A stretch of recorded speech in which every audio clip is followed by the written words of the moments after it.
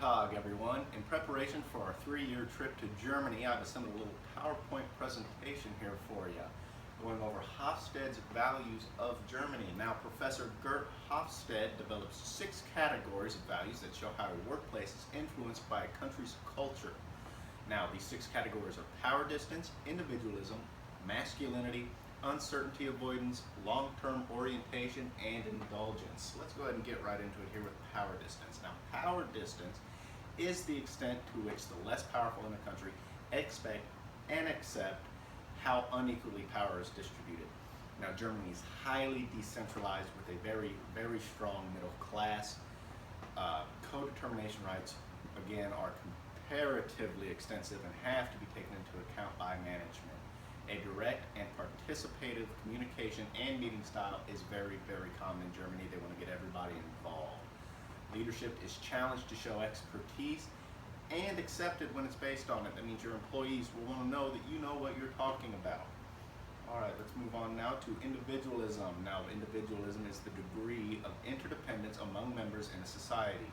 Germany is truly individualistic with small families and a focus on parent-child relationship, meaning they're very, very focused on immediate family, not so much the aunt and uncle relationship. Self-actualization, another very, very strong ideal in Germany. Loyalty, again, very loyal people the Germans are. Personal preferences for people as well as a sense of duty and responsibility. Now, you're actually going to have a contract between the employer and an employee to sign when you get over there. That's how serious they take loyalty. Now, communication in Germany, Germans are very, very honest people. Sometimes they go by an even honest, even if it hurts, so they can kind of sometimes be blunt with you, but bear with me, they're good people. Now, masculinity. Now, masculinity is what motivates people in a society. Do they want to be the best, or do they want to like what they do? Germany is a very masculine country. They scored pretty high on this with a score of 66, meaning that performance is highly valued and required early.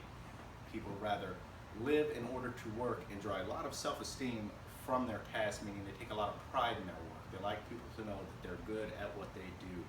Managers, again, expected to be decisive and assertive, so you might kind of be a little wary of that when you get over there. Let's move on to uncertainty avoidance. Now, uncertainty avoidance is the extent to which members of a culture feel threatened by unknown situations and the beliefs they've created to avoid them. Germany is among the uncertainty avoidant countries. They scored 65 on this, again, pretty high. Germany has a strong preference for deductive rather than inductive reasoning. Details, they're very, very detail oriented. They need that certainty. They need the certainty in the details. That's how they know it's well thought out, if you need to tell them the details. On here to long-term orientation. Now, long-term orientation is how every society has to maintain some links with its own past while dealing with the challenges of the present and the future. You can't get hung up in that past. Now, Germany, again, very high score in this country. They want to be able to move on. That means they're very pragmatic. This means that they believe the truth depends on the situation, context, and time. They take everything into account. They show an ability to adapt to traditions easily to change conditions, a strong propensity to save and invest, a thriftness, a perseverance to achieving results. And then last but not least here is indulgence. Indulgence is the extent which people try to control their desires and impulses. Germany has a low score on this. They don't indulge much. They're very kind of conservative when it comes to that. They're very, very cynical, lean towards more pessimistic society. They do not take much emphasis on leisure time and control the gratification of their desires. Which means, again, like I said, they're very conservative people. They like to work. They live to work.